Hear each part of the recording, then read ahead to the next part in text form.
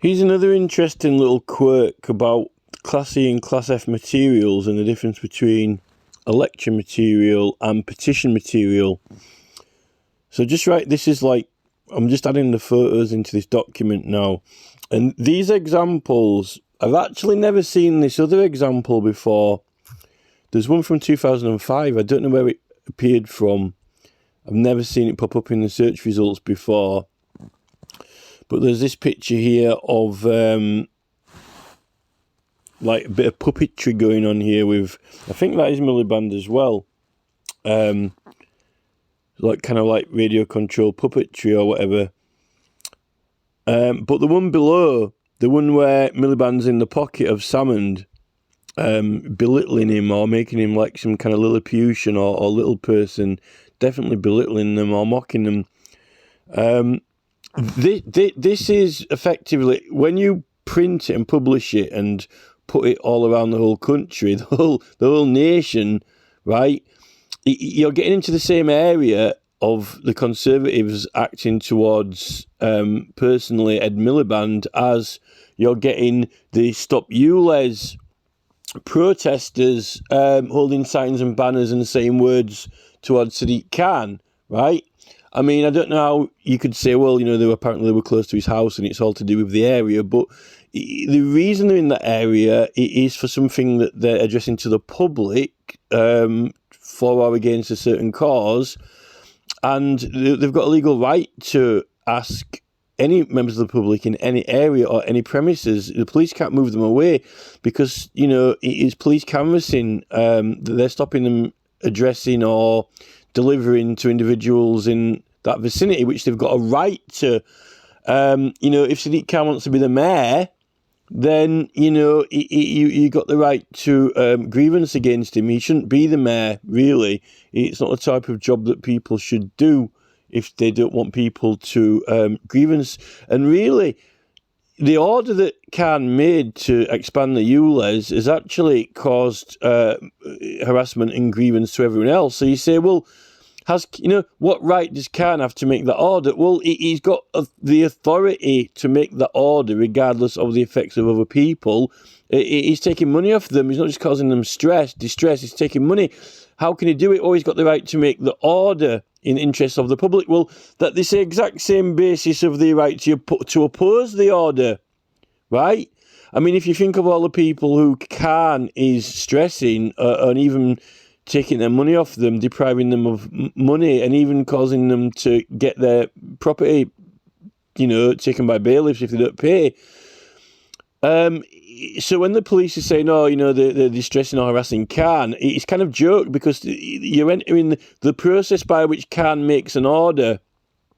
This is like the process by which you oppose it and do a legal petition or, you know, official opposition. You're under the same remit as the mayor when he makes the order when you oppose it, right? And the effects of the mayor's order on the public is, you know, it's the same as the effects on Khan of when they're opposing his order, right? That's the basis. You know, these billboard pictures here. There's a picture of someone jogging past one there at the bottom. It's the same. Now, I started to write here.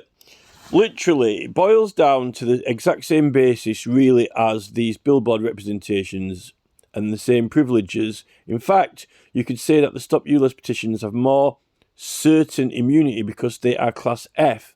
And the election material, for what these pictures are down here, material is Class E. It must be able to be both classes E and F in order to obtain enactment 1688 bill immunity. Well, that basically means that, so election material isn't a petition to Parliament over a particular cause or matter. An election is an election, right? Now, Class E says in the statutory instrument, right, it says any thing that's in connection with, you know, Parliament or elections or a referendum, right? Now, you might say, so Class E does not use F. F is where you're allowed to apply another law or another act into effect where used. Obviously, if you're petitioning, you are using the right to petition. That's the law of which you are using. So that allows you to apply it, right? So when you're petitioning, you only need to be using Class F, and you get to use the Bill of Rights in all the material that you use and publish and write and representations and so forth. So that's where you get the immunity from prosecution from using it. Now, the thing with the difference with an election is here below, we've got, it's an election material, but they're mocking Ed Miliband, right? Just like, Stop Ulez, the police claim Stop Ulez were mocking or harassing Khan, right? Here, it's Ed Miliband that is the recipient of the harassment or belittling, but not only, not just near his house, but all over the whole country, everywhere, right? I can't see how that's not worse. Them just being the whole nation, looking at it or being on TV. So now the thing is, there is this possibility of an argument that you can say that okay, so the election material is Class E. And it says anything in connection with a parliamentary election or a referendum and so forth, right? Well, lawyers could argue that, well, okay, right, if you don't combine or if you can't combine both classes, but it does say that you can combine classes, right? This is what we're using for the painting, Angela Ditchfield case, painting the Extinction Rebellion on the wall, right? Because you claim Class C and Class F used together. Class C is painting walls, and it shall not be considered as becoming part of the fabric of the building or whatever, right? It's just on the surface defacement, so it doesn't. You don't treat it as damages or criminal damages. It's always the face, the facia, and under this act, that's why you're not prosecuted, because you're exempted from this act. Class C and F. I've been arguing that you can combine classes together, so. I mean, so really, my arguments have been that you would combine Class E and F. So these election materials could possibly also use the 1688 Bill of Rights. It says in the 1688 Bill of Rights for elections ought to be free, but if for an election you're using the 1688 Bill of Rights right to petition, is the election a petition or not? Are you really using it? There's the facilitation there, the mode of there's like a connector there for it, a plug socket there for it, right? It says you can use an enactment in Class F, but is an election a petition to Parliament or not? Are the public? This is the thing. Have elections always been a thing of their own, a process of their own? All the way back, when we were electing, sheriffs and justices and jurors and so forth. Is an election always an election and not a petition to Parliament over a cause, a certain case or cause or a grievance? Some people think that a petition, an election is a petition to Parliament. Other people think that an election has always been something very different. So, because when you prosecute a election, you have an election petition, right? It's called an election petition. So that's one question. If an election is not a petition to Parliament or the King or either houses, then it can't actually use the right to petition immunity, right? Can't use it. But there's another argument. If you can follow this, or if you're following this, it's a bit complicated. Like, you've got to know all the different, you've got to know what it is that you're talking about, right? The other possibility is that, to explore, is that you say, okay then, if an election isn't a petition. Although really, are they petitioning the king for someone to be a new member of parliament or not? Or is it an election for asking the king for an election? If an election is not a petition and can't use the right to petition because it's not one, then it can't use Class F. At least not for the 1688 Bill of Rights, but it might be able to use Class F in another act for another act. I mean, there are lots of acts you can use, such as a criminal law act, criminal procedure rules, recognition of rights. You could use, various policing laws for notices. We're talking about representations in public, signs, notices, words spoken, all these things to do with public representations, right? So the thing is that when you're making a representation in public, is the... Right, so just annoyed now because I had a really complicated thing in my head, and then this stupid message thing at the top of the phone's just gone, and then it distracted my eye and I just lost it from my brain. It just went blank, and I'm trying to pick up where I left off from now. Right, I'll just do the bit that I can remember then. So, if it's Class E for elections, lawyers could say, well, it's a parliamentary election, right? It's a parliamentary election, right? Or a referendum, either. And they could say, well, it's in connection with Parliament. It's something in connection with Parliament and for Parliament, right? So they could say that, well, you get parliamentary privileges, right? That they've got Parliament privileges because it's in connection with Parliament, right? So you could say that they're allowed to harass Ed Miliband or belittle Ed Miliband under parliamentary privilege, but they haven't yet been elected to Parliament if it's a parliamentary election, are they? Because or Parliament's dissolved, right? They're trying to get into Parliament, but it's in connection with it. But the thing is, you could say that Article 9 of the 1688 Bill of Rights applies, which is, illegal prosecutions for matters decidable, debatable only in Parliament, right? Now, the thing with that is this. Firstly, you're using another enactment, and you can't use another enactment unless you can use Class F, right? Class E doesn't let you use another enactment. So you use Class E for the election, and then Class F says you can use another enactment. So you say, okay then, so it's an election. So we'll use the 1688 Bill of Rights, but if you're saying it's not a petition to Parliament, it's an election, then it still matters in connection with Parliament. So you use Article 9. This is like what Jeremy Johnson, KC's talks about in his Lord Hanningfield representation. You say, well, illegal prosecutions from as cognisable, debatable, and by Parliament.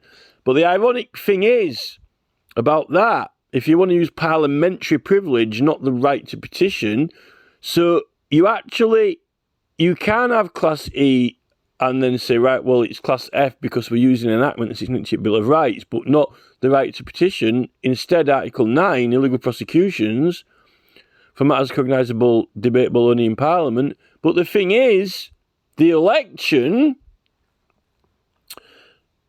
matters cognisable, decidable, debatable only in Parliament. Yeah, but who's judging the election? Who's deciding it? Well, we vote. So we, the public, we decide who wins the election because we cast a vote. We're polled, right? We cast a vote. We're polled. We make the decision who's going to win. Cumulatively, everyone makes the decision together. The people who count it are only checking it to see what the result is of our decision. And obviously, if it's been run properly and it's been judged that it's correct, and then obviously, but even if officially some member of the machinery in Parliament, well, they aren't really making the order because, well, is that decided in Parliament? It's like in the court. The jury decide who's guilty or not, but the judge makes the order in a Crown Court.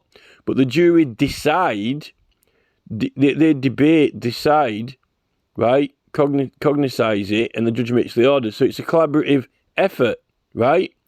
So it's actually a collaborative effort of all the members of the public and the staff of government who make the order together, the decision, and then making it official, validating it or making it to legal effect. So that's not only debatable by Parliament, unless you're saying that the entire public are at that point participating in Parliament, debating the matter, or participating in the debate, which shows that when everyone, it's like, the biggest petition, isn't it? Because everyone is, but it's for an election of members of Parliament who's going to be in Parliament. It's not a grievance against Parliament or a specific case about a specific matter, about, an environment or nature or transport or foreign affairs or technology. It's actually you're deciding who's going to be in Parliament. And really, I suppose, you can't really petition Parliament over a grievance if you haven't got any members in there. If there isn't a petitions committee, because if we've got a king, and this is the thing, they always used to petition the king when in between sessions when there wasn't a Parliament, right? Are we petitioning the king to have a Parliament, to have members in the Parliament? And it is the petition of everyone. So everyone really is in their capacity of commoners, common people, the commons assembled, the entire nation assembled who's going to represent them in the Parliament. But that's good evidence that, when you're doing petitions, you fall under parliamentary privilege, or at least in matters, and that therefore that's the biggest affair and matters that everyone's engaged in, And this is why you've got there are like strict rules around elections, and that's why you have an election petition, because you've got to see if it's done legitimately and not been fraudulently done and so forth. And that's why you get Erskine May saying that frauds or lies and falsehoods are a breach of privilege. It's going to make sure the process has been done. But this is the thing when you get the model for the police, in the line of duty, what you're in the pursuit of. This is when you get, there are laws that you're not supposed to break, but if you're in pursuit of certain things, then, in fact, it always goes on to this model of kicking doors down, booting doors in, and I was absolutely amazed that I'd never even heard of or read the Erskine May book. I'd heard it was mentioned in Jeremy Johnson's paper, but I'd never read it. They've got it on the Parliament website, but not in they haven't got it. They haven't published it on the Parliament website, like just the whole book, just straight out to read. They've got bits from it and so forth, how they want to present it and what stuff they want to include and not include. But when you actually buy the book and read it, he uses this model of police going into houses and kicking doors in, or being in people's house waiting for them, and they said that they're allowed to go into the house and search it, and if the person isn't there, then they have to leave. They aren't just allowed to loiter there. He explores that as a classic example. This is a similar model to when we're petitioning, and Extinction Rebellion and Just Stop Oil. What is in the line of duty, what is in the line of the casework. And what is acceptable when they're going out and collecting evidence of public concern, promoting it, doing street demonstrations, theatrical promotion, all this stuff. But really, it's meant. I think that it's definitely like a jurisdiction issue. It's something to do with the fact that at least it's to do with the fact that you're not being judged in a normal court by your peers because you're the one bringing a case, and if you do something wrong while pursuing that, then it's to be looked at, kind of like with and at the level of where you're addressing it. But that's why I wanted to find out about the courts of civil requests and when they used to get consent for petitions, what the proceedings were. But anyway, so this Miliband picture, if they're using Class E and F, and if Class F uses illegal prosecutions by matters cognizable, decidable, debatable, and by Parliament, well, an election, every single member of the public would fall under that article. But people are being prosecuted if they break election rules. There are certain election rules that are prosecutable. But then you get into this remit area of election petitions and privileges and immunity and excuses, and it seems to be that you can be prosecuted and tried, but you might not necessarily suffer a sentence because of privilege, or you might not go to prison because of privilege. But then they started changing and messing about, so it's kind of complicated. For sure, I don't think that if you haven't got any MPs, if Parliament's dissolved and there is no petitions committee, I don't know if you've got a clerk of Parliament still and skeleton staff in between Parliaments or something or other. You've got the King and the Privy Council, I think, for sure. But there aren't any ministers and there isn't a petitions committee. So surely you got the right to petition, the King or the Privy Council.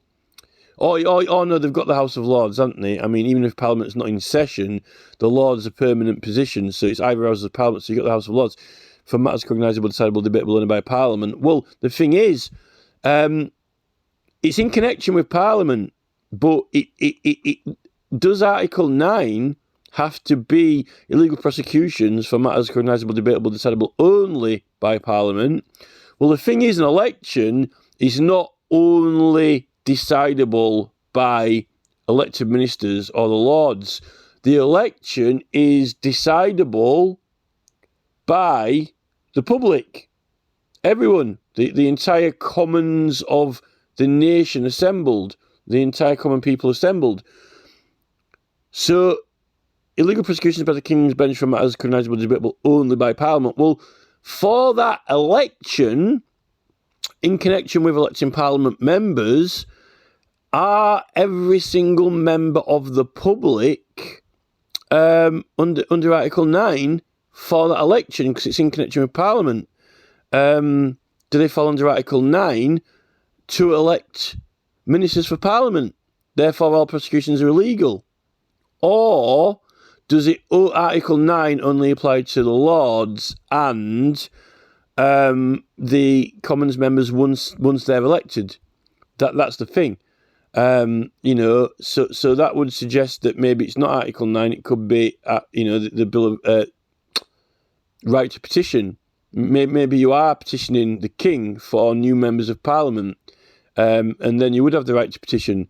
But either of those have got immunity. So, now, if it's not a petition and it's not under Article 9 either, illegal prosecutions, because even though it's in connection with Parliament, there aren't any members, then that's quite unusual. That's actually quite strange, because that means that you wouldn't use only articles of the Bill of Rights. So, unless you can pull another law out, what other law is there? I mean, there are multiple laws under the Police Act. I mean, this is the thing. We're talking about posters, billboards, flyers, words spoken, things done to promote something, right? For, Now, this is the thing. In Class F, you can have like another enactment. Obviously, if you're investigating a crime to a court, you need to put notices and signs out, like for witness appeal, so that you use the Criminal Law Act. You could use assisting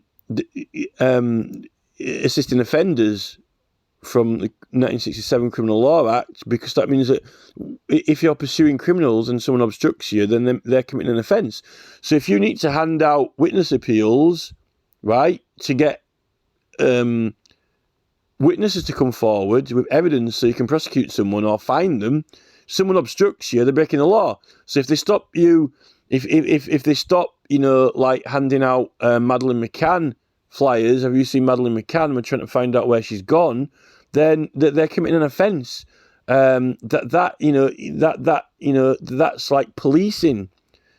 That's not parliamentary, but as an example, I don't know every law that you can use under that, but there are lots. But I know a fair few good examples, so you can get an idea of how it's meant to work.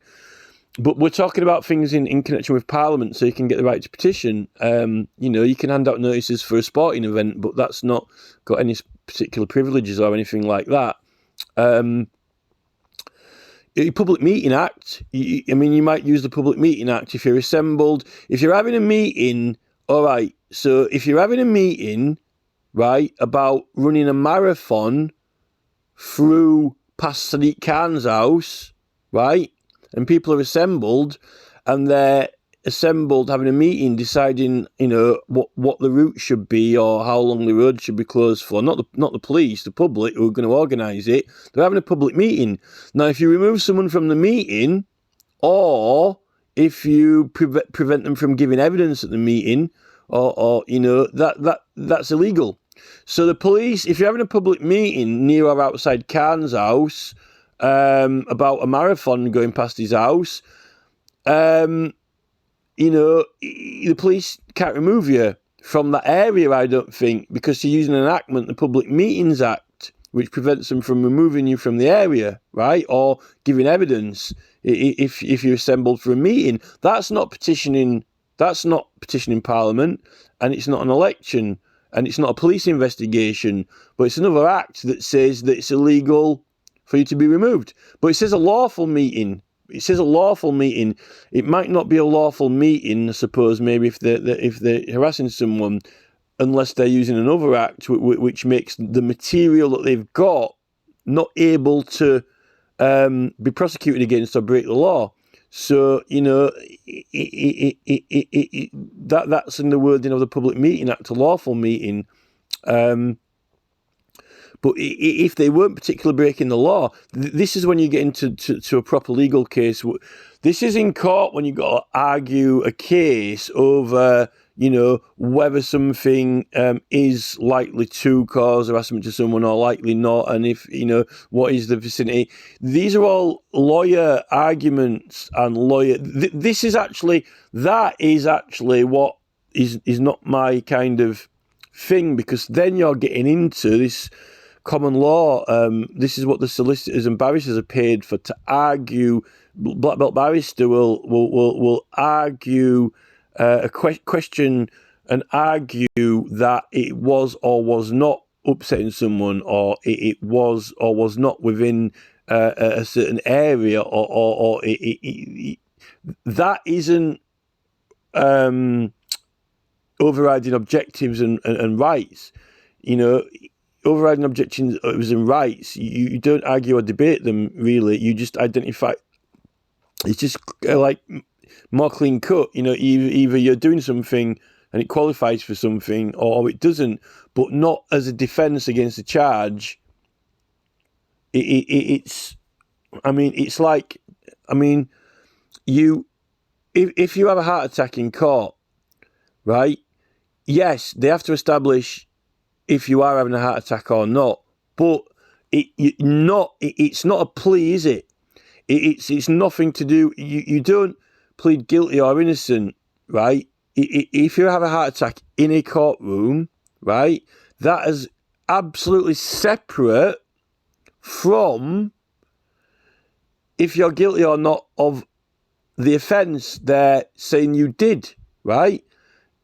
Whether you choose whether you're guilty or innocent or not, and then they're proving that. If you have a heart attack, it's okay. They've got to assess it. Notice someone's got to recognise it, and then think that whether you're actually, faking it or not, or whether it's real, you get a doctor in. But notice that's a matter of it's completely separate from you being prosecuted from, I don't know, robbing a bank or stealing a car. It's you're not arguing or debating whether you did or did not steal the car, or whether you're admitting it or not. It's entirely separate. And that's really the matter around Jeremy Johnson KC's paper with Lord Hangfield's parliamentary privileges. Because he pleaded guilty, it enabled the prosecutor to, go into questioning, and then they were saying that, his questioning may or might go into matters of parliament. But that would be the prosecutor's line of questioning, or choice of questioning, or creative license with questioning would determine whether or not a right or privilege applied. Which, maybe if you did have a heart attack in the court, which has nothing to do with the charge or offence, maybe the prosecutor would be arguing, no, I don't really think that he's having a heart attack, or he doesn't really look that ill. The prosecutor might argue that they shouldn't call an ambulance or shouldn't give him first aid or something. But that's not arguing his case, is it? Notice it's a separate matter. So that's why the Lord Hanningfield privilege can't be plea dependent or dependent on the line of questioning of the prosecutor in anything to do with the charge. I mean, the parliamentary privilege of Lord Hanningfield is on the basis that he is Lord Hanningfield. If he isn't, then he doesn't qualify for it, does he? That's the thing. Unless he's a minister or an MP or whatever, but that is to be decided on of itself. This is why I get annoyed with the Extinction Rebellion cases, because they're always, at least in my case, I clearly separated the matter of the right, even though I didn't get it acknowledged. Even at least, it got separated correctly into its own matter, to be decided, independently from the charge. And that's the thing that's frustrating about a lot of the Just Stop Oil Extinction Rebellion and Insulate Britain cases, and some of the injunctions and so forth, that don't even recognise or acknowledge that it is a political matter, and it was something that they were a cause, a grievance, a cause or remonstration or whatever to Parliament. And that's what the Crown prosecutors don't want to entertain. They're trying to not even raise that matter, particularly in a lot of the criminal damage charges, which is wrong. Because in the criminal damage charge, when it's defacement, you can't say it's criminal damage because it's not. It's in its own act. It says that, painting on surfaces is not to be regarded as being incorporated into the fabric of the building. It's surface issue, which is all facilitated for under the Act, which is this Act, to do with these notices and signs and so forth being used. Although when you're holding the sign yourself, when you are speaking the words yourself and not actually placing it somewhere or putting it somewhere, although that's like a placard by an individual, but if it's about a political campaign, then you got the right to petition applied. But when you place and position and put things in public, then that does apply. So maybe there's some irony in these adverts around that and about that, but people don't get into that too much usually. So it's an interesting. I never thought about the election before, because it's the public who actually decide the election. Can the Conservative Party, when Parliament's dissolved and they're trying to get elected, can they, use harassment and Ed Miliband in these adverts? What enactment are they using? If it's in connection with Parliament or not? That would suggest that, a lot of the prosecutions and procedure for the election petition But they started introducing punishments to that later on, particularly after that Criminal Law Act 1967, when they pulled that Magna Carta. You know, a lot of privileges that they shouldn't have been pulling. But it's actually the thing with the Stop Ulez demonstration is that it is a petition campaign, and it's actually got registered actual petitions, and there isn't any dispute about that. That is recognisable, and the thing is, because they've actually got a case with a case number, it's impossible, for the Crown Prosecution Service, with their required procedures and checks and things they've got to acknowledge, and they have to include certain evidence that may prove that the person is not guilty. They're not allowed to ignore the right. They're not allowed to. And they're not allowed to gloss over or disregard the petition case. So they've got to recognise it under overriding objectives, or else it's an abuse of process or even perversion of the course of justice.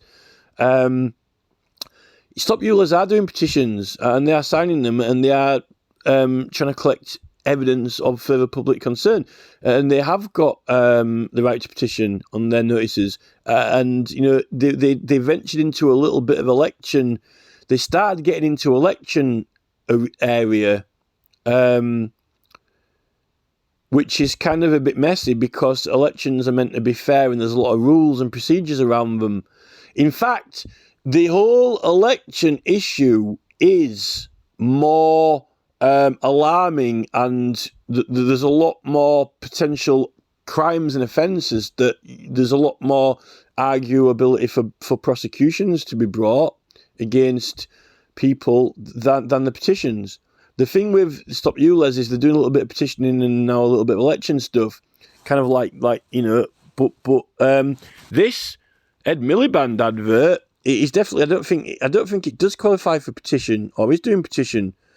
So it makes you wonder or not, whether or not this is prosecutable for harassment against Ed Miliband. That's the thing. That's more. I mean, the police really haven't really got, because Stop Ulez are doing petitions, and they clearly are trying to promote it and get more people to sign, and are trying to oppose Khan in a cause that Khan made an order to that pissed everyone off. That there isn't really any way that the police should have been able to arrest those people. Because they got the Public Meetings Act, and it was a lawful meeting because it was using the right to petition, and it was using that enactment. There's more legal, a lot more legal possibility. Well, I don't think it's not really possible. These prosecutions against the Stop Ulez people, I think they are illegal, right? And I don't really think they should be venturing into election stuff, but because it's kind of like they're using two classes, E and F, they definitely are using class F as well. So, they definitely get the immunity or some immunity. And for the Khan element of it, they were doing petitions against Khan and opposing his Ulez before the election started. And you could really say that it's the Conservatives or, the other parties' fault that they kind of like canvassed some of the Stop Ulez groups to start engaging in some of their election stuff, particularly the Tories, Sue Hall, and Reform and so forth. This is like police canvassing. You see, there's an offence for police canvassing that they're not allowed to remove or take away material for elections, right? So the election material is completely protected from the police. Unless maybe you might say that it's causing harassment, right? Which is an offence. But notice that the police rather have a go. The police rather have a try at Stop Ulez protesters to try and prosecute them when clearly they can't, but they're not having a try prosecuting the Tories for harassment of Ed Miliband, which it is a lot less there's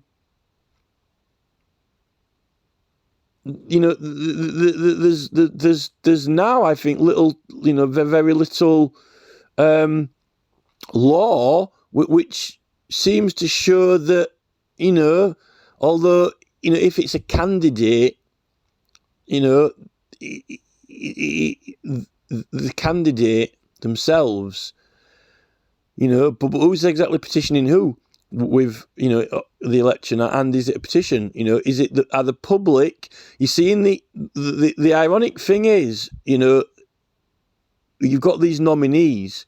There's a nominee model, and then there's like the candidate model, and then there's just like in America, in the Constitution of America, the original Constitution, everyone writes down the name of the person they want to be president, right? That's a petition for someone to be president.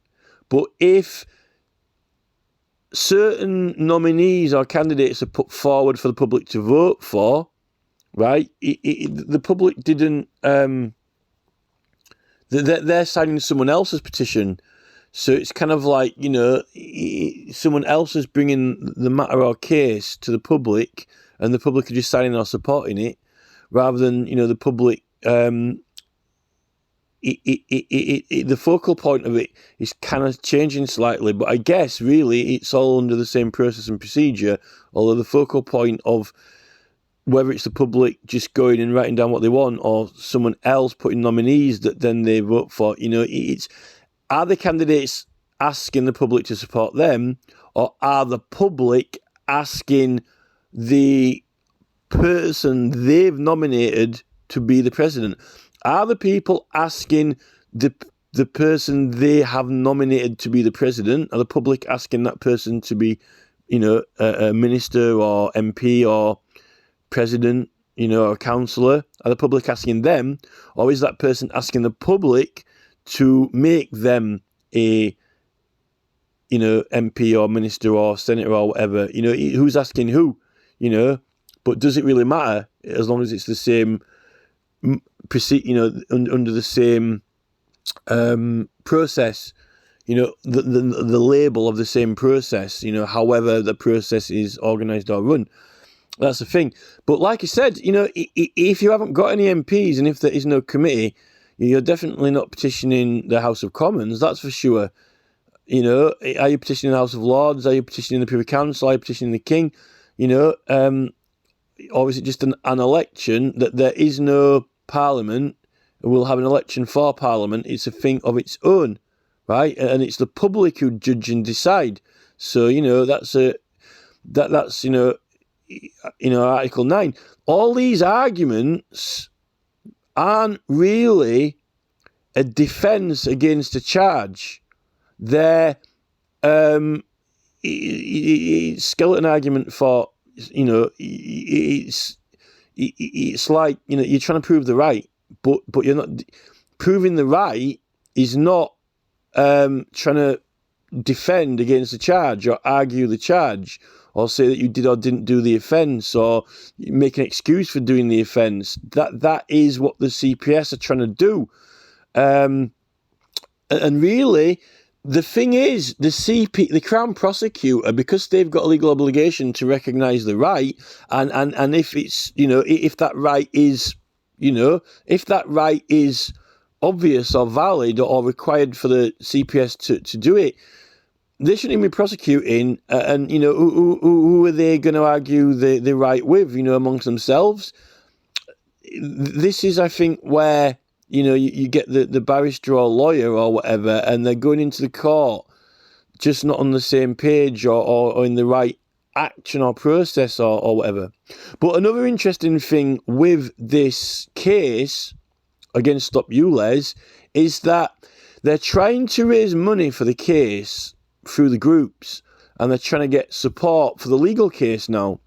And Facebook keep removing the posts, and or even removing groups, or YouTube removing pages when they're trying to have a public meeting, and they're getting illegally removed from these meetings, or evidence not being transacted, and they can't share the link to raise money for the legal case. So this is where Facebook and YouTube are breaking the law. Even if it wasn't for a petition, even if it was like for, organising a marathon or something, or another legal case, maybe a business company is having a meeting on Facebook in their own group about a civil case, and it gets removed, But as well as a public meeting act, it is a public meeting about petition campaign. So you have got the Public Meeting Act with, the right to petition on top of it, which you can definitely use, because all of the pictures and photos and messages on the group are legal representations that fall under town and country planning for sharing, like, handbills posted up in public or shared by hand about this matter. You're really got a group that's sharing and posting handbills, really, and also talking and discussing for a petition campaign. So that definitely is Class F, and it's absolutely protected under the Bill of Rights, without a question or doubt. So it's a lawful meeting. It can't be an unlawful meeting because it's got parliamentary privilege on it. And if the police break that meeting up, that's definitely, police canvassing, And if you can say, well, police canvassing's only against election material, well, it's all prosecutions are illegal, So either subjects to petition and all prosecutions are illegal. So, how are the police going to act or intervene unless they're claiming that you broke the law or done something, and getting involved with it? So, obviously the police have got to manage things on site or so forth, and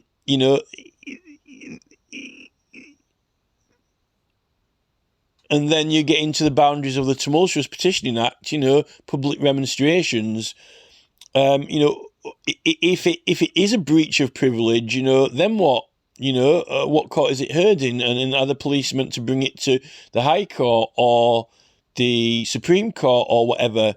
This is the thing. But the thing is, most of these protests have only been appearing in public and displaying signs and notices or speaking about it or whatever, particularly on this occasion, in this case, in Tooting, which is what this is all about. But they can't raise money for that case, and they can't have meetings in that case if their YouTube material is getting removed.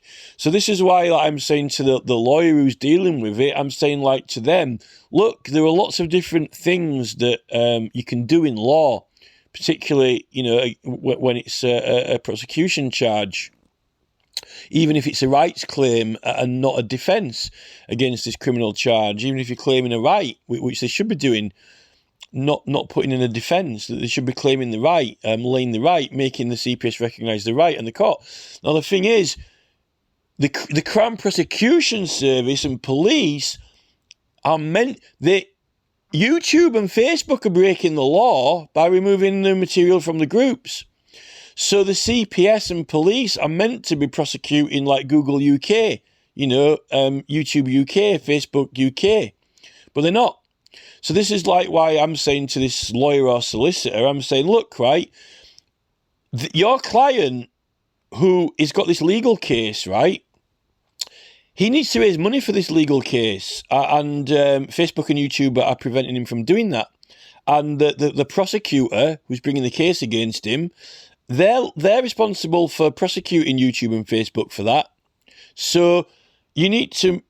You've got these undertakings in cases. It's an agreement.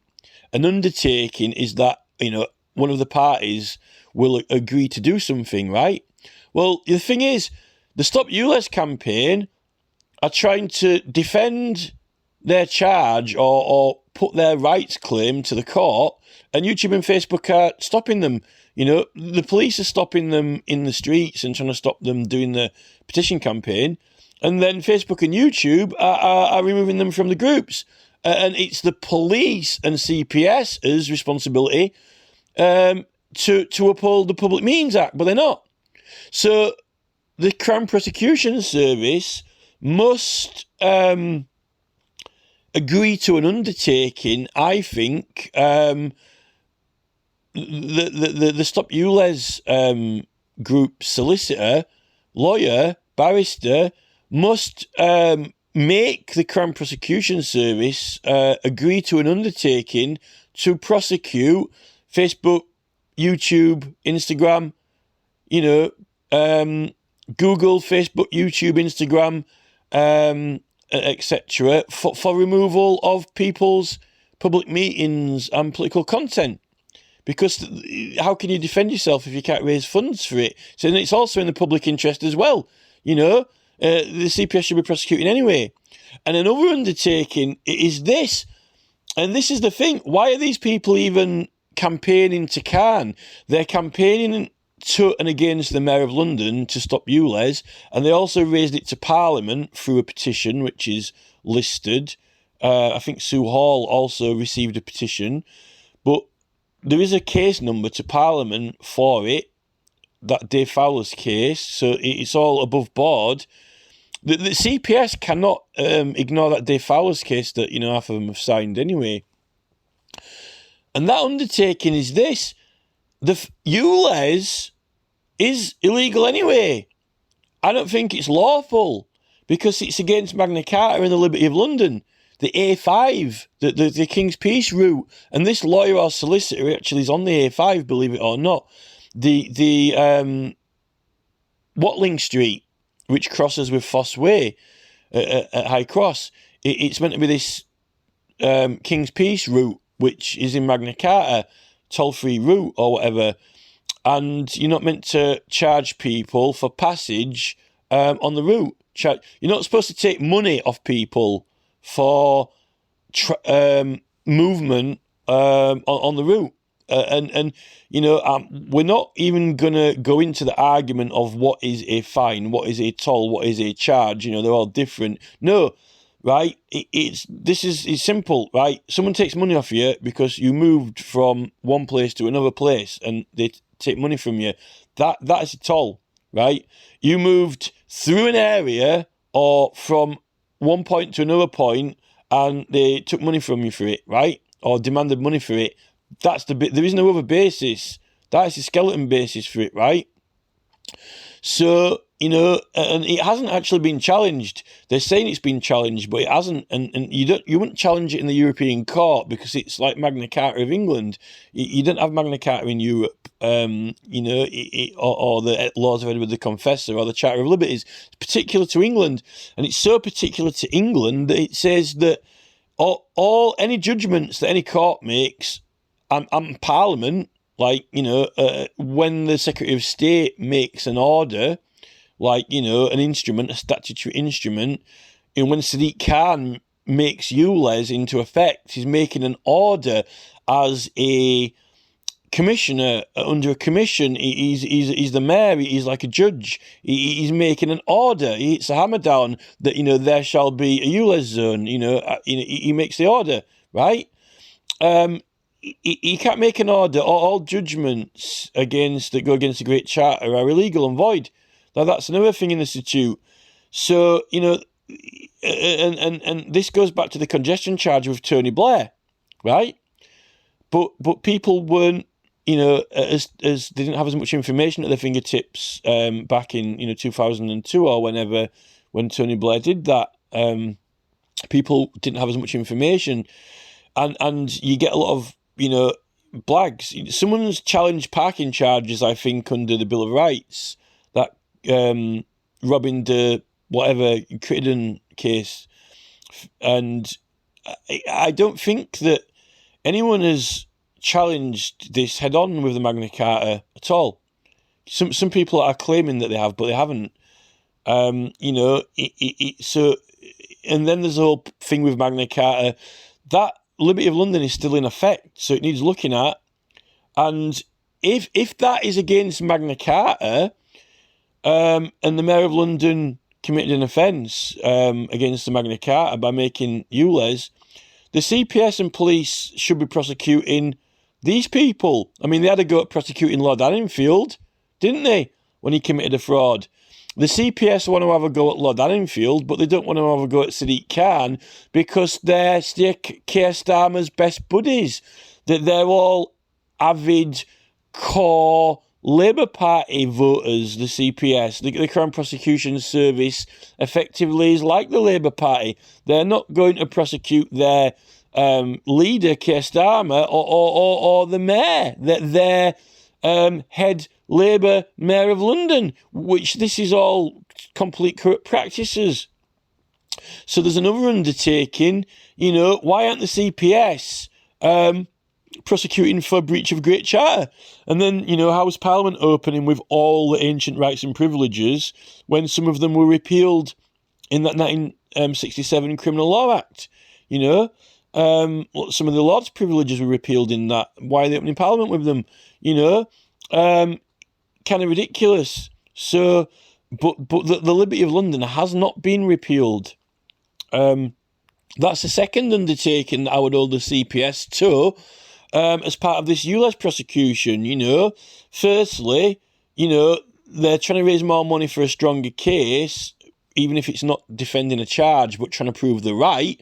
The CPS need to stop these platforms from canvassing their material, breaking up their public meetings, because it's a legal requirement, and they need to have an undertaking to actually do something about, whether even Ulez is lawful, and did their leader, Sadiq Khan break the law?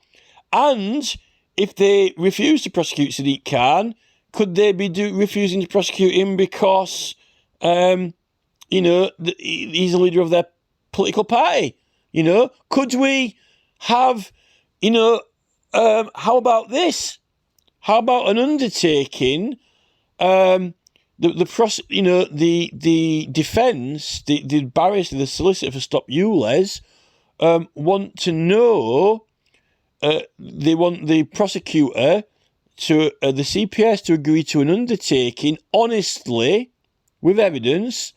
How many members of the Crown Prosecution Service voted for Labour in this election? How many of them voted for Sadiq Khan? Let's see the figures. Let's see the figures for every Crown prosecutor in England who is under employment of the Crown Prosecution Service, and possibly even barristers that they've hired, like Patrick Gibbs KC, who does these high-profile cases. And let's see the charts for that. Let's see the evidence for that. Now, if 85% of these Crown prosecutors voted Labour, is that evidence that they're not prosecuting Sadiq Khan and won't prosecute Sadiq Khan because for Magna Carta breach, because he's the leader of their party, or at least in London, and their mayor, their main guy? And is that not an abusive process or perversion of the course of justice? And is that complete, total breach of impartiality and bias? We've got to press these departments. They've got this model, the CPS, for cleansing, if they're having assisting offenders, they need to be cleansed. The CPS need cleansing. We can start by looking at what's the damage, what's the root. Let's have a look at the sheet, the blood spots. Let's look at the Labour spots on there, without them lying, Has anyone got evidence? They don't want all of the, in fact, the election petition, all ballots are meant to have a number on them. Every ballot is meant to have a serial number on it. Now, they were always supposed to have it, but they stopped doing them, right? They were just a scrappy sheet of paper. They're all meant to have a foil number on them, right? That means that every vote cast is meant to be allocated to the citizen. So if you accused the Crown Prosecution Service of being effectively the Labour Party, you could get the evidence, like an election petition court does, to prove it. Proof. Evidence. If 85% of CPS employees voted Labour and they're refusing to prosecute, their leader, Keir Starmer, or the Mayor of London, you know, for Magna Carta breaches or the congestion charge or whatever, or even Tony Blair, you know, when if that is actually the fact. Well, you know, the Liberty of London is law. Magna Carta, it is illegal to make judgments against it. So, you know, all you have to prove is that, you know, the Liberty of London, toll-free London, the King's Peace Path, A5, it was toll-free or not, you know, which needs a bit of history investigation work, probably from a historian. But this is why, you know, cases like this, that justifies, you know, an expensive legal case. You know, that justifies an expensive legal case, like Stonehenge Tunnel, you know, got 60 grand case they've got to do. Yet, you know, if you're just proving that we were doing a petition and we can't be prosecuted, and it's clearly obvious we have because here's the petition, and you know, this is, it says it on there, stop Ulez, how can that case, you know, merit thousands of pounds, you know, representation? It's quite simple. You know, in prosecution against a prosecution against, you know, YouTube UK or Google UK is only meant to be about £5,000 and meant to be more cheaper and efficient than, you know, prosecuting through the CPS, because they're cheap and quick out of the CPS. Unless they reckon it's very serious, like a murder or something. But, you know, from what I've seen of the CPS, they're quite crude, quite basic. They're not very meticulous, and they're quite corrupt. They're the ones who need cleansing, you know. Remove the Band-Aid. Let's see what the bleeding is underneath, you know. Let's have a look at the ballot papers. How many of them voted for Labour? You know, let's see the blood spots. And that's evidence that there needs some serious cleansing in the CPS.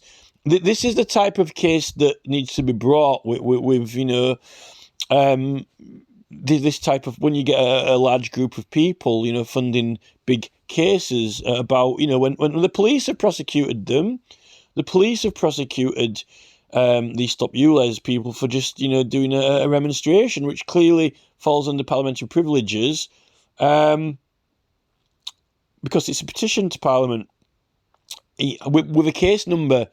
And more on change.org, which were, you know, given to Sue Hall, you know, and is also the Mayor of London, which is another authority under His Majesty's government, you know, which you can, local council authority, you know.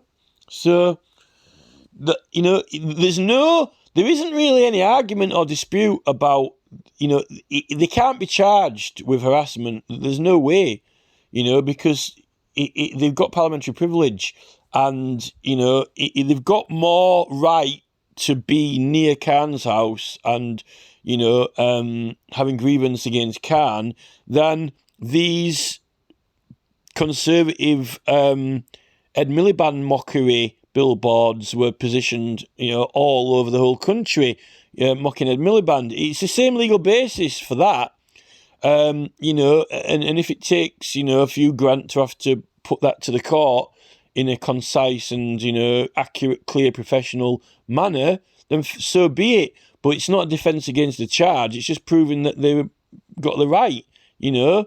And then, you know, you're asking the prosecution some serious questions. Then why don't you recognise the right when it's clearly obvious, you know? Why aren't you protecting people's interests on platforms? Why are you protecting the mayor? You know, why are these people even having to do a protest against Stop Ulez when it could even possibly be illegal and void because of Magna Carta? And that's quite serious, you know. And, you know, then you're looking at Sadiq Khan. All attention is on Sadiq Khan then. All attention is on Keir Starmer. You know, he was head of the CPS and now he's the Prime Minister. You know, the prosecution need cleansing. So, you know, that's where I am with it. There are a few technicalities, but it's clear that the petition, I think the actual Stop Ulez petition has clearly, evidently got uncertain immunity, at least for these particular charges. When you're getting into all the cameras being cut down and all the things like that and Blade Runners, it's you know, it's that's then definitely you're testing the boundaries for sure. But these particular charges, just from being stood around in an area and certain representations, clearly fall under immunity. I guess the Gail Bradbrook breaking the window at the Department of Transport is possibly, this is the thing. But the thing is, if Ulez is proved to be illegal because it's against the Liberty of London, then none of those Ulez cameras are lawfully in place. And there's no right to charge people money. Sue Hall was going to scrap it anyway and then refund the fines. So it could have happened. It wasn't completely impossible. So surely if it can happen because of one person being elected because they want to, it can happen because, actually another person actually didn't actually have the right to do it in the first place, right? On Tony Blair. But these are powerful people with powerful allies, peers. The Crown Prosecution Service as an entity, as a body, allegiance, privilege, privy to certain information, and allegiance, liege. Their liege, Tony is their liege. King Charles is their liege. Sadiq Khan is their liege. The Prime Minister, Keir Starmer, is their liege. It's a miracle Parliament didn't burn down again when, it was, Sir Robert Peel who invented the police force, who went and told someone to go start a fire underneath it, apparently. But he never got blamed for burning it down. But he gave directions, This is the thing. The Starmer is like Sir Robert Peel who invented the police, and then shortly after that, they've got complete and total control of all public prosecutions, really, and we aren't bringing them. When the public control who's going to be prosecuted and what for, it's like petitions. They took prosecution away from us, and they had it. They run the whole thing. They've got the monopoly on prosecutions. Now, if the Labour Party are found out to have a monopoly on prosecutions, judging by all of their other policies and, throwing people out of the party for not agreeing with them or so forth, or having different views, how can the liege, the privilege of the privy to information, privy to who supports Labour, privilege? Well, if we had the privilege of being privy to who voted for Labour, we'd have privy information on the allegiance of the Labour Party or of the Crown Prosecution Service. And if it turns out that it's just a load of red dots, then we've got evidence which merits questioning, who are they biased? Are they biased? Are they lacking impartiality, particularly in our rights?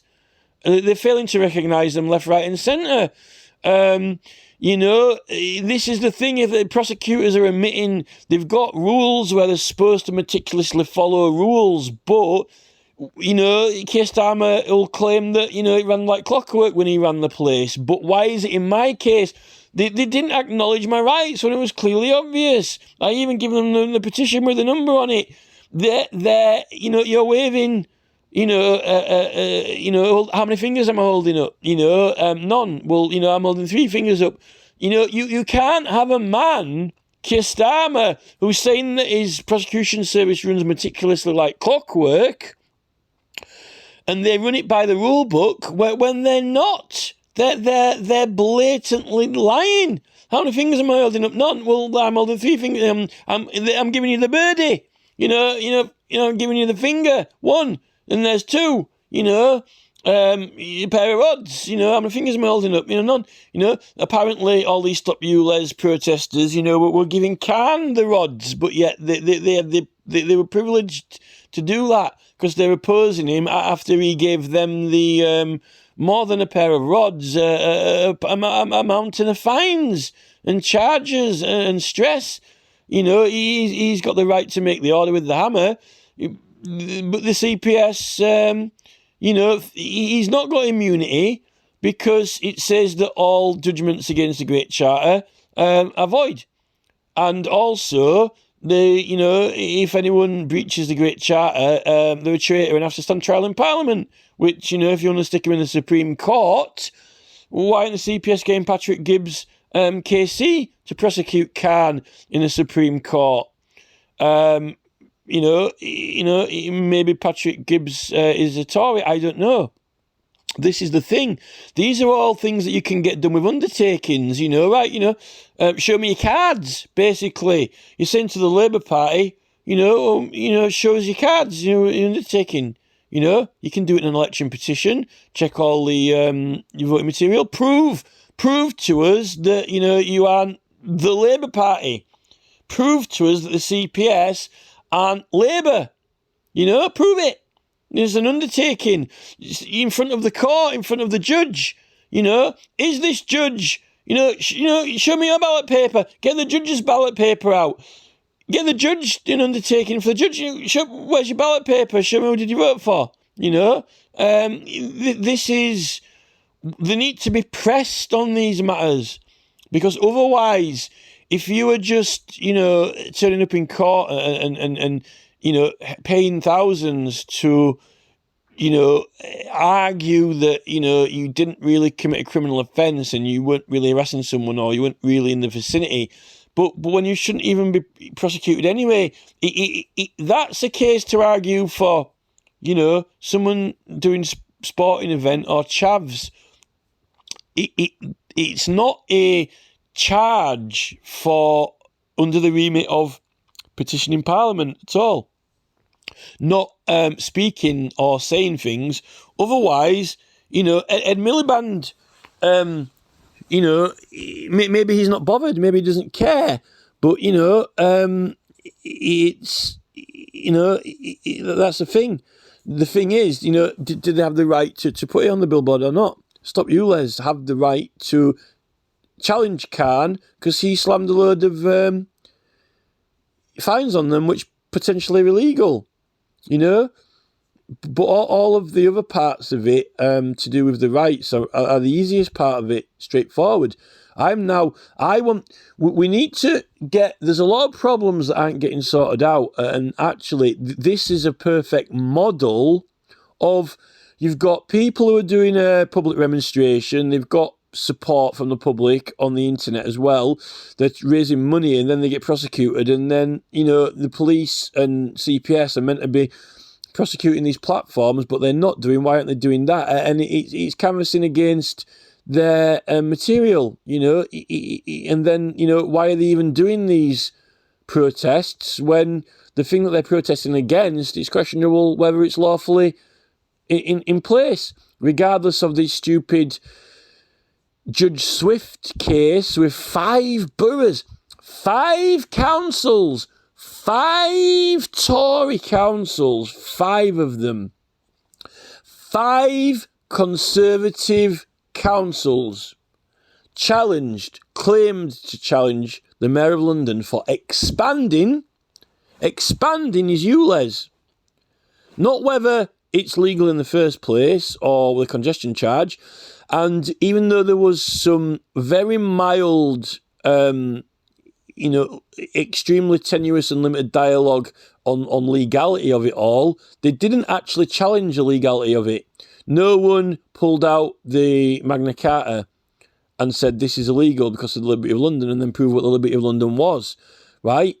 There might have been 1 or 2 cases, but Swift, like I said, who heard the case, the Tories didn't want to prove that Magna Carta clause because they didn't want to prove the congestion charge is illegal as well. And all of you, Les, they only wanted to stop the expansion, right? When the fact and truth of the matter of whether it's legal or not would have toppled the whole house of cards down. They, like a bull in a china shop, they carefully walked into the china shop, extremely stealthily, being very careful not to, break anything or knock anything over, and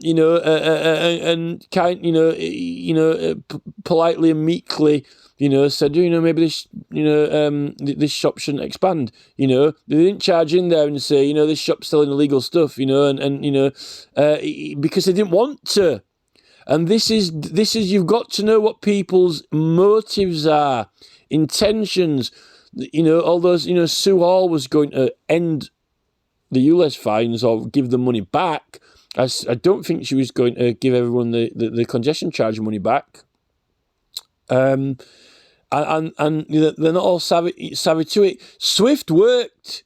Swift judged that case, and he previously had worked for government finance. So if you work for government finance under Tony Blair when he's inventing the congestion charge as an attorney, you're helping them make money and do their law work for them. And at that point, if you're an attorney doing finance work for Tony Blair and you don't call him out for, oh, just a minute, Tony, maybe this congestion charge is, I'm an attorney, by the way, maybe it's not lawful. Unless they conned us all, tricked us all, unless they knew it was illegal and wanted to, break the law, defy the law.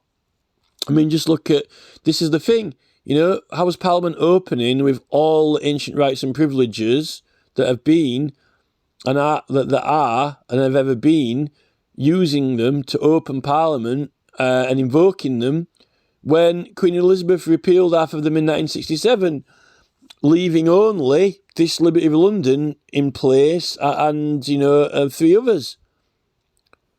So some of those ancient rights and privileges are in the Magna Carta, the rest of it, which were repealed.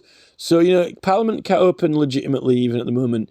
Well, I don't think Magna Carta has been repealed. It says that, orders, judgments and orders made against it are illegal. So Queen Elizabeth II's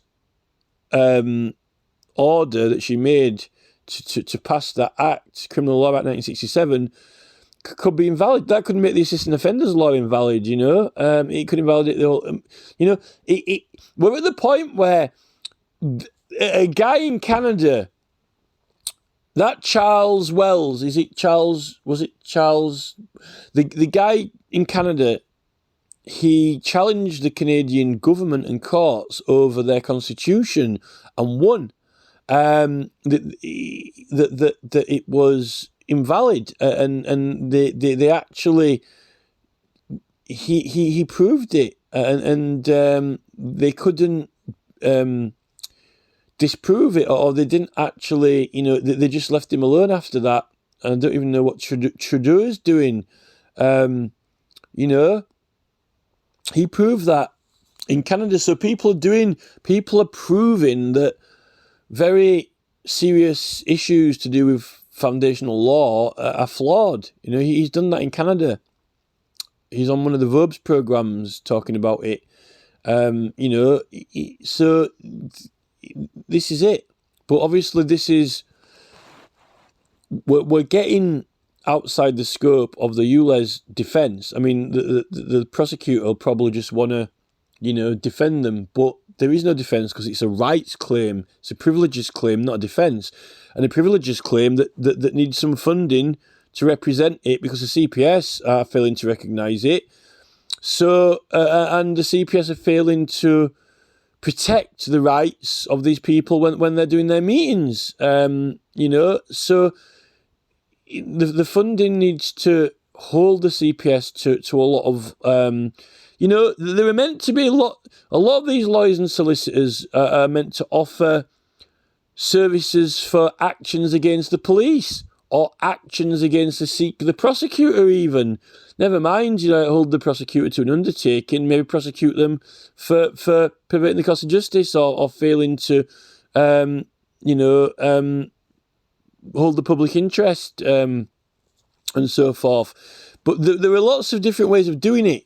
I would enter the rights claim. I would enter the rights claim on privilege and prove that they're covered with privilege, parliamentary privilege for right to petition. Simple. It's all easily through all of the town and country planning and so forth. And then I would also hold the CPS to an undertaking through the court. Firstly, why didn't they recognise their rights when they've got a legal obligation? Two, are the CPS in contempt of court? Are the CPS breaking their privileges? Are the CPS perverting the course of justice even, or abuse of process? And, they're going to have to do something about the agree to prosecute Google UK and Facebook, even though it's Nick Clegg who's meant to be the global president, right? And they're also going to have to come clean with how many of them voted for Labour. And if so, that's evidence to show that they're not acting impartially, right? And then, he wants to put in serious question these defendants who aren't really defending because it's a rights claim.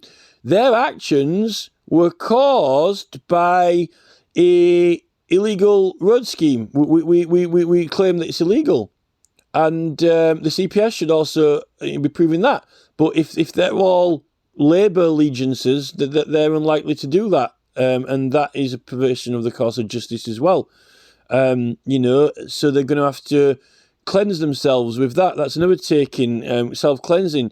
Should the CPS be prosecuted? Should the Crown Prosecution Service be prosecuted? This is the thing. So that's where I am with it. There's 1 hour and 21 minutes. But, it's the privileges part of it is just so simple because they've got evidence that they're doing petitions. They've got evidence they're promoting those petitions. It does fall under privilege. They have got the right to petition immunity. They've got the right to ask people on those streets and in those areas and speak to them, or otherwise the police can't use that act because it's canvassing. It's illegal police canvassing. If they're stopping people from getting signatures or addressing a political campaign from certain streets or shops or members of the public, a certain area, they're preventing them from canvassing that area. So that's illegal police canvassing and breaking up a lawful meeting that is lawfully there through the 1688 Bill of Rights. There's no question about it. I mean, that's the easy part. The hard part is that there are a lot of other issues that we really need to get attention to. And this is the perfect case and the perfect situation where there are some very convenient, creative and ideal actions where those can be fit into the case as well, even if it's going to cost more, like holding the CPS to undertakings and getting them to prove that they're not working for the Labour Party. Although you could say what happens if all of Parliament get elected. It's obvious. The House of Commons, you don't need to check their ballot paper to see how many of them are Tories. What happens if every minister was a Conservative, if every minister was a Tory, right?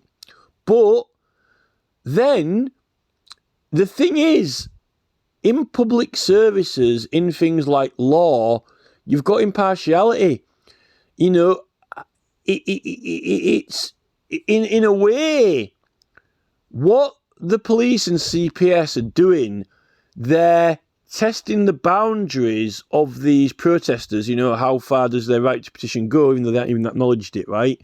They wanted to say, oh, this is a criminal offence. You've gone past, your political privileges, but even though we're not acknowledging your political privileges, like officially on paper, right? But, which aren't really, there isn't really any, all of those actions are well within speaking, saying words, doing notices and so forth, because you get the freedom of speech article from the Bill of Rights as well, because it's in connection with petitioning to Parliament of Dave Fowler's petition. The CPS are the ones who are testing the boundaries because, it's not going to look good for impartiality If you've got a load of protesters who are using perfectly legal rights to oppose a mayor who's done something because he got elected, but he's of a certain allegiance and party, and the members of the public have got a right to oppose that fairly, if the prosecutors, the people bringing the prosecution, are all of his allegiance and all Labour voters, there's nothing to say that they can't be or it's illegal, but it doesn't look good because there's evidence there that they're not being impartial and they're not being unbiased in evaluating and bringing proceedings against certain members of the public because they have got certain code. This is why the whole model for political parties is defective, in my opinion. And another example for that is in the local council chamber, when all the elected councillors of various parties have got to sign a selflessness policy, as they showed us on the Colchester Council Watch programme. It says that all councillors have to sign an agreement of selflessness. That means they're serving the electorate. Now, if all the electorate were Labour, right, then you could say, well, the electorate all support Labour policies. But in council proceedings, every new case, every new civil request, every new planning application, every new, complaint, petition, grievance, every new item of business that is put on the table in the council chamber, it is a case of its own, and the councillors are meant to judge it on its evidence, on its merits, because like the Court of Civil Requests that they used to do the Civil Court of Civil Requests that had a jury in, right? The council chamber is making judgments and orders for planning applications. It's still a legal case. Now, the council might have a policy or the government might have a policy, but that cannot prevent proceedings being lawfully and impartially done. I don't see how the councillors, the elected aldermen, the councillors, whether they're the equivalent of the jurats anymore or the aldermen, the councillors, if they've got impartiality and selflessness policy, how can they be attached to a political party? Because you're not selfless, you're acting on behalf of a party or some predefined policy. You've got to be cutting the umbilical cord. You can't have an umbilical cord to a political party. And even if all the members of the public are Labour, they might, even if everyone voted Labour and supports some policies, and that's why they elected those particular councillors, that doesn't mean to say they want a McDonald's built next to their house. They might think it should be built next to another house or somewhere else, or not at all.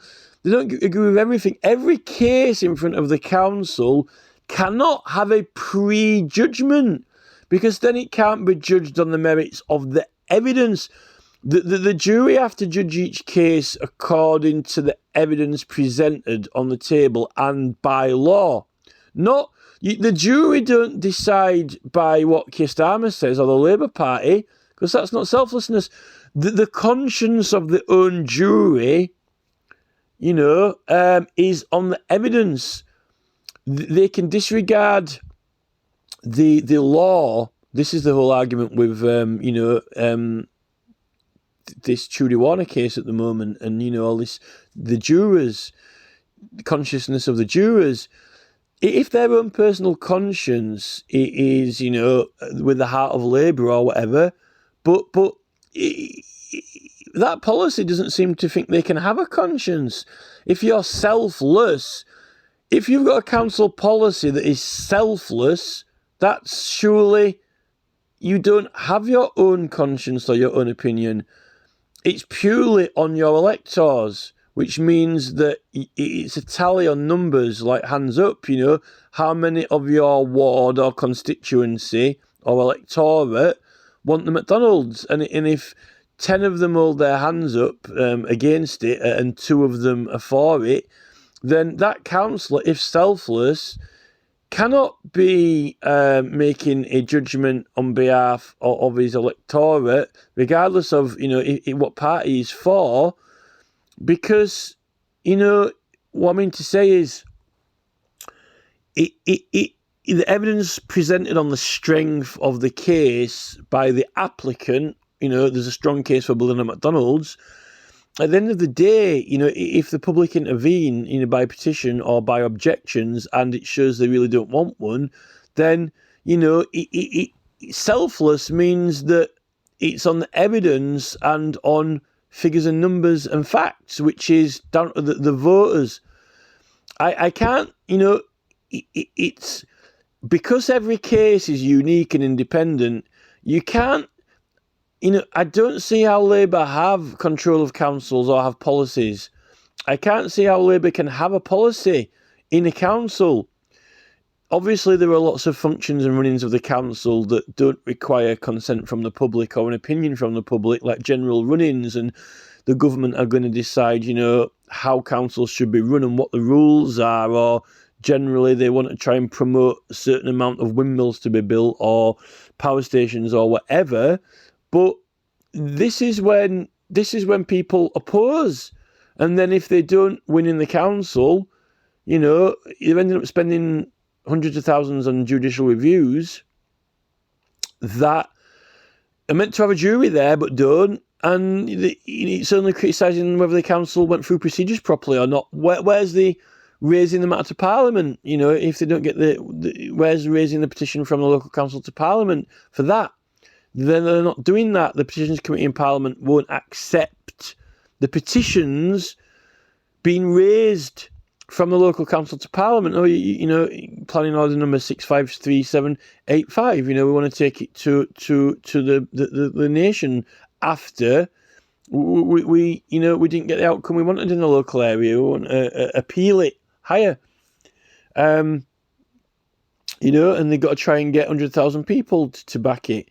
And it might be that, if there's a Labour majority in the government, they might still go with how the council went, but at least you get that chance. I'm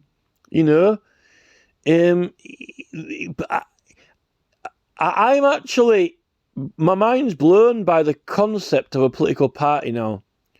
The concept of a political party in Parliament, because they're not representing the people that elected them. They're representing an independent body. It's like Boris Johnson and Boris Johnson Limited.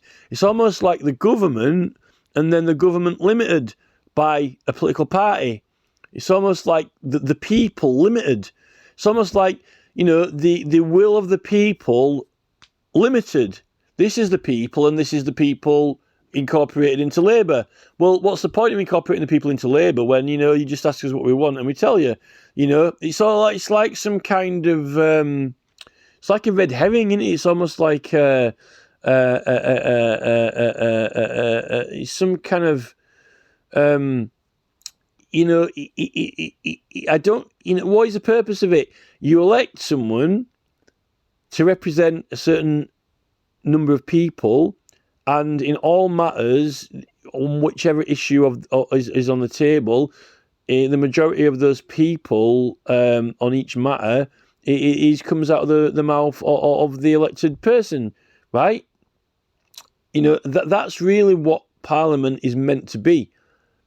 And it very quickly got infiltrated by these parties, which I just don't get. These parties, the whole model of it can't work.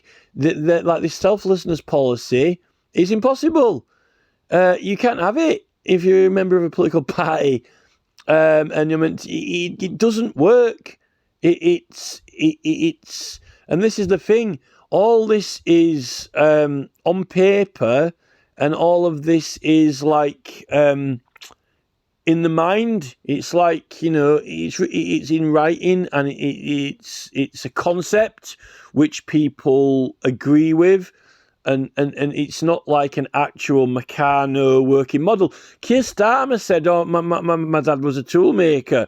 My dad was a toolmaker, highly skilled." But if Keir Starmer's dad, if you physically make a actual metal or wood representation, like a Meccano or Lego set of what they're doing, it doesn't work. It doesn't swing. It doesn't spin. It doesn't bend. It doesn't fold. It's not a highly skilled tool, because all these things are words on paper and writing and talking and people reading them and humans doing things according to what they're told and read. That is a model, but the model is independent physical body units that move effectively by a magnetic field, which is read from paper and spoken by voice. And a magnetic field doesn't necessarily need a wheel or a pulley or a trundle or a conveyor belt or, this is like in law with your skeleton arguments and working models. You've got to understand it, a mental concept, and agree that it's correct. And then people act a certain way or another way according to that. But it's not a screwdriver. If Keir Starmer's Labour Party were a tool, like his dad's toolmaker, it would be faulty. It wouldn't work because of lies, because of errors in logic, because of errors in intelligence. It would be like, a screwdriver which was just a blockhead on the end of it. It didn't fit into any Phillips or slot. It would be like a spanner which the handle was, bendy or rubber. No one can undo a tight nut with a rubber hammer. How can you be selfless, right? In council decisions when you are bolted on to a Labour Party. You're not selfless. It's a lie, but you've got to agree to a policy. Really, what I think Labour and this Tory government have done is try to coerce their members to be selfless of their own conscience, but yet miraculously, almost like turning them into a zombie, their eyes have gone white or blank of their own self, yet they want them to be possessed by the Labour Party. That's not being selfless. That's like being under possession of the Labour Party. You might as well jump into a tin of red paint, and say, I'm selfless. It's not logic.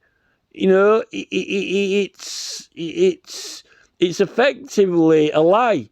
It's not a precision tool, and it's not being highly skilled. You're highly skilled at lying, blagging, bluffing, conning, cheating, like the Labour Party. You're highly skilled at deceiving people. Demagogues, right? A demagogue. That's Starmer. And there's nothing... the Artful Dodger. Right, highly skilled. The Artful Dodger. Con man. Highly skilled con man is Starmer. Highly skilled con man. It's like a drawing of those 3D staircases, which cannot exist in reality.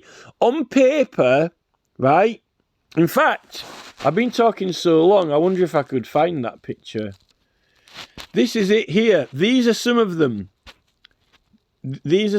Although this one here, this one's complete. The one with the hands, that is like fiction, because obviously a hand couldn't be animated and living if it wasn't attached to a body, unless Bill Gates had grown it from somewhere.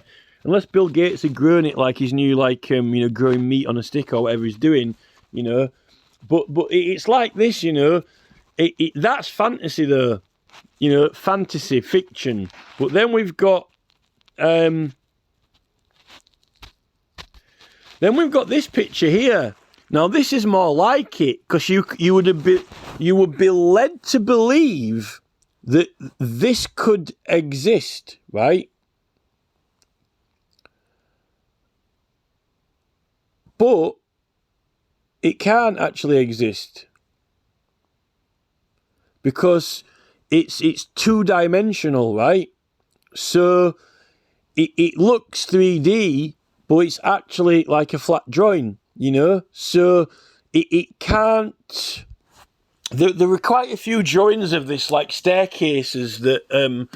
effectively a staircase that kind of joins onto itself. You might have seen some of them. They can exist on paper or flat, but they can't exist in 3 dimensions, right? That's like the Labour Party. With the current policies of local councils, right, it can exist on paper and writing when you write it down and get them to agree with it, but in reality and logic, it can't exist. So it's lying about something. The paper is lying to you. The paper is flat. The paper has 2 dimensions, right? But it's lying to you. It's making itself look like it's got 3 dimensions, right? But, or, you know, whichever. But that's because it's made to look like something. It's not. It's only representation. So what the Labour Party do is they've got these ideals, representations. We're honest. That's an ideal. We're impartial. That's an ideal. We're unbiased. That's an ideal. But we're the Labour Party. And we oppose the Tories, so we can't possibly be impartial or unbiased, and therefore we can't have a unbiased and impartial Crown Prosecution Service because you might all be Labour voters. So how can they impartially, go about justice, particularly people who are opposing all their policies, and apply them? And how can they have selfless councillors? They can't. So it's an ideal that they'd like to... They're drawing it, they're writing it down and pretending that, to everyone that, we're honest, we're good. But in practice, they're not. They're not upholding people's rights. They're not applying the law. They're not treating people impartially. And this is when you get people mistreated, but they don't want to draw that on the paper. Kier doesn't want to include it in his evidence. Because Kier is a man who, even though supposedly he's got these ideals of a faultless process, a faultless system, when you turn up, they have admitted this. They have left that out. They aren't mentioning the other. And he's got to paint the picture and make a case so he can win, right? And he's not doing that because the CPS have got to weigh things up, but they're not weighing things up. So this is the whole thing. Can you, if you found out that, the entire CPS were Labour voters, would you want them judging you and deciding whether your rights apply if you're a Conservative Tory? You wouldn't. This is why you were meant to hold them to account and press them on things.